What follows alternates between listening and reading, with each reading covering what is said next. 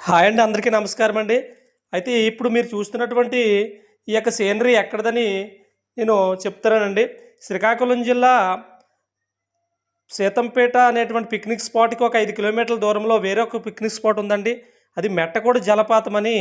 ఇది కూడా ఒక సీతంపేటకి ఒక 5 కిలోమీటర్లు, అదే కొత్తూరుకి ఒక 10 కిలోమీటర్స్ దూరంలో ఈ యొక్క మెట్టకోడు జలపాతం అనేటువంటి పిక్నిక్ స్పాట్ ఉందండి.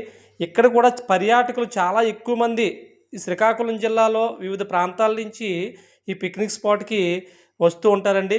చూడండి, మరి జనాలు చూసినట్లయితే చూడండి, మీద నుంచి మనకి కొండ మీద నుంచి అలా జలపాతము మనకి వస్తూ ఉంటుంది. చాలా ఆహ్లాదకరమైన వాతావరణము, మనం చూడడానికి చాలా బాగుంటుంది.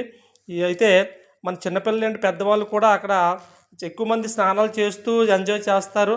అదేవిధంగా మొత్తం అది చూస్తూ కూడా మనం ఎంజాయ్ చేయొచ్చు. మీరు చూసినట్లయితే వీడియోలో చూడండి ఎంత చక్కగా జలపాతం అనేటువంటిది ఉందో.